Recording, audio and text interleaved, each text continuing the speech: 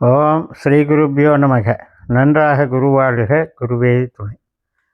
பரபிரம்ம ருத்ரகாயத்ரி ஞானஸ்தலத்து நண்பர்களுக்கு வணக்கங்களும் வாழ்த்துக்களும் கூறி, ஜூலை 26 முதல் ஆகஸ்ட் 1 வரை உள்ள 7 நாட்களுக்கான தினப்பலனை கன்னி லக்னத்திற்கு இந்த பதிவில் பார்க்க இருக்கோம்.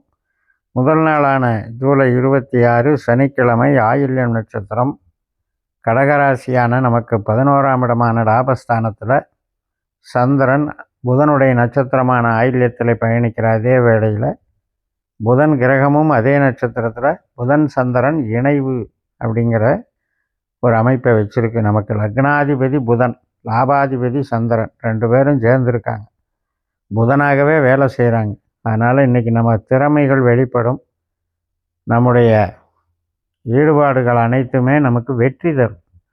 என்ன காரியத்தை நினச்சி நம்ம செயல்பட்டாலும் அதில் மன திருப்தி கொடுக்கக்கூடிய நல்ல நாள் தான். மதியம் மணி 3:51 ஆயில்யம் முடிஞ்சிடும். அதுக்கப்புறம் மக நட்சத்திரம் 12ஆம் இடமான விரயஸ்தானத்தில் சிம்ம ராசியில் கேதுனுடைய நட்சத்திரமான மகத்தில் சந்திரன் போகிறாரு. கேதுவுமே அங்கே 12ல் இருக்கார். கேது நின்ற நட்சத்திரம் சுக்கிரன், உபநட்சத்திரம் புதன். அதனால் இன்றைக்கும் நம்முடைய செயல் திட்டங்கள் எல்லாம் நல்ல வெற்றி பெறக்கூடிய அருமையான நாள். அதனால் ஒரு பிரயாணம் போகிறோம், ஒருத்தரை சந்திக்கிறோம், ஒரு ஆராய்ச்சி மனப்பான்மையோடு எதுலையாவது இறங்குறோம், இதை அப்படி மாற்றி செஞ்சால் நல்லா இருக்குமா, ஏதாவது ஒரு புது கண்டுபிடிப்பை பண்ணலாமா, இந்த மாதிரி எல்லாம் மனசு ரிசர்ச் மோட்டிவாக இருக்கும். அதனால் உங்களுக்கு ஒரு புது ஐடியா கிடைக்கும், வெற்றி கிடைக்கும். அதனால் உங்களுக்கு ஆதாயம்தான், பலம்தான். உறவுகளுக்கும் நன்றாக இருக்கும். குழந்தை, கணவன் மனைவி, பெற்றோர்கள், அனைத்து வகை உறவுகள், நண்பர்கள் அனைவருக்கும் சிறப்பை தரக்கூடிய நல்ல நாள், மன மகிழ்ச்சி தருகின்ற நாள். ஜூலை 27 ஞாயிற்றுக்கிழமையும் இதே மகம் நட்சத்திரம் தொடர்ந்து நீடித்து மாலை 4:22 தான் முடிவடைகிறது. அதற்கு பிறகு பூர நட்சத்திரம், சுக்கிரனுடைய நட்சத்திரம். இந்த பூர நட்சத்திரத்தில் தான் கேது உட்கார்ந்துருக்கார் 12ஆம் இடத்துல. அந்த சுக்கிரன் எங்கே இருக்கார் அப்படின்னு கேட்டால், சுக்கிரன் 10ஆம் இடமான தொழில் ஸ்தானத்தில் செவ்வாயினுடைய நட்சத்திரத்துலேயும் புதனுடைய உபநட்சத்திரத்துலேயும் இருக்கிற காரணத்தினால எந்தவித ஒரு தொழில் பலமும் தொழில் முயற்சிகளும் வெற்றி பெறும். அனைத்து விதமான வேலை பார்க்குறீங்களா, ஒரு இடத்துல வேலை பார்க்கும்போது அந்த வேலைக்கு உங்களுக்கு ஒரு அங்கீகாரம் கிடைக்கும், வேலையில் திருப்தி கிடைக்கும், உங்களுக்கு ஒரு புகழ் கிடைக்கும். ப்ரொமோஷனுக்கெல்லாம் இது நல்ல நாள். ப்ரொமோஷன் சம்மந்தப்பட்ட ஒரு செய்திகளெல்லாம் வரும், அல்லது ப்ரொமோஷனே கிடைக்கும். அது மாதிரி நம்மை நாம் வலுவாக நிலைநிறுத்தி கொள்வதற்கான நாள் இது சிறப்பாக தருகிறது. சுக்கிரனுடைய நட்சத்திரம் நமக்கு 4, 8, 12ல் இருந்தாலும் கூட, சந்திரன் 12ஆம் வீட்டில் இருந்தாலும் கூட, கேது 12ஆம் வீட்டில் சுக்கிரனுடைய நட்சத்திரத்தில் இருந்தாலும் கூட, சுக்கிரன் இருக்கிறது சாதகமான இடம், சாதகமான நட்சத்திரம், செவ்வாயினுடைய நட்சத்திரம். அதனால் நமக்கு இன்றைக்கி கெடுதல் நடக்காது, அலைச்சல் இருக்காது, நல்ல அங்கீகாரம் கிடைக்கும். ஜூலை 28ஆம் தேதி திங்கட்கிழமை மாலை 5:34 வரைக்குமே இந்த சுக்கிரன் நட்சத்திரம். அதுக்கப்புறம் பூரம் முடிஞ்சு உத்திர நட்சத்திரம் தொடங்குது. ஒரு பாதம் 12ஆம் இடமான சிம்ம ராசியிலையும் 3 பாதம் நம்ம லக்னத்துலேயும் தான் இருக்குது. சூரியனுடைய பலன் எப்படி கிடைக்கிது அப்படின்னா, சனியோட நட்சத்திரத்தில் கடகராசியில் லாபஸ்தானத்தில் இருக்கார் சூரியன். மற்றும் 7ஆம் இடத்துல இருக்கிற சனியும் சனியினுடைய இன்னொரு நட்சத்திரத்தில் இருக்கார்.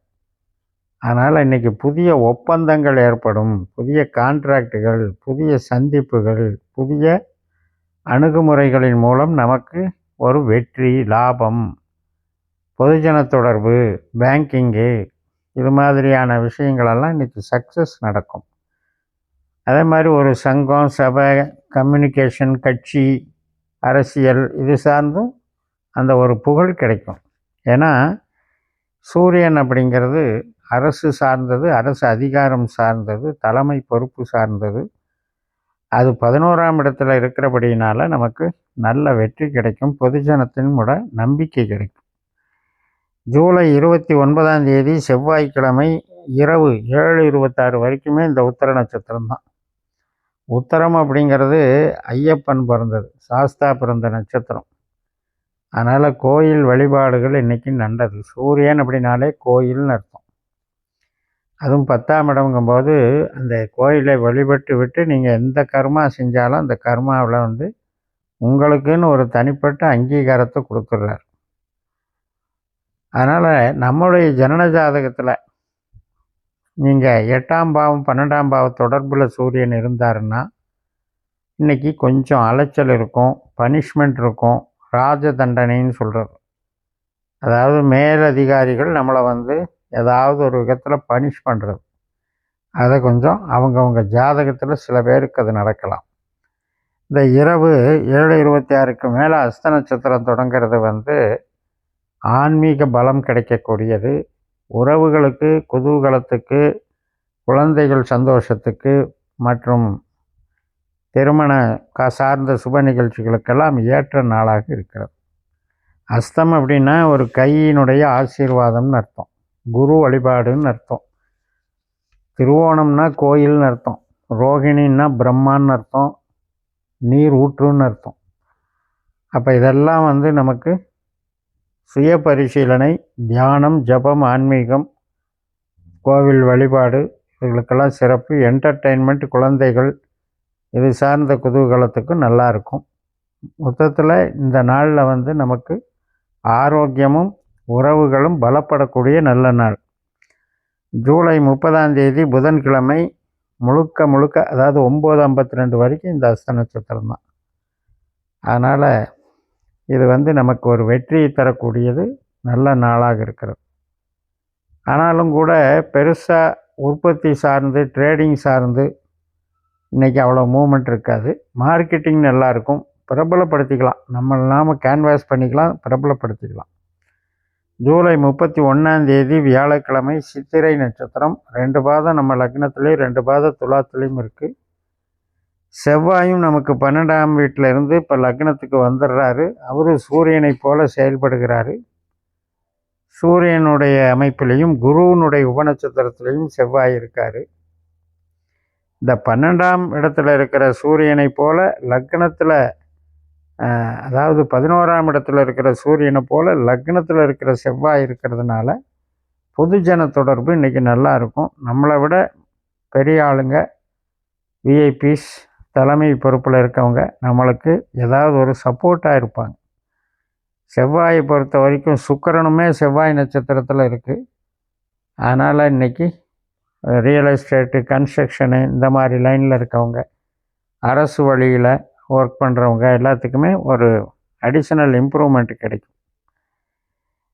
இன்றைக்கி வியாழக்கிழமை ஃபுல்லாகவே சித்திரைங்கிறனால நள்ளிரவில் தான் 12 மணிக்கு மேலே தான் சுவாதி தொடங்குது. 12:41க்கு.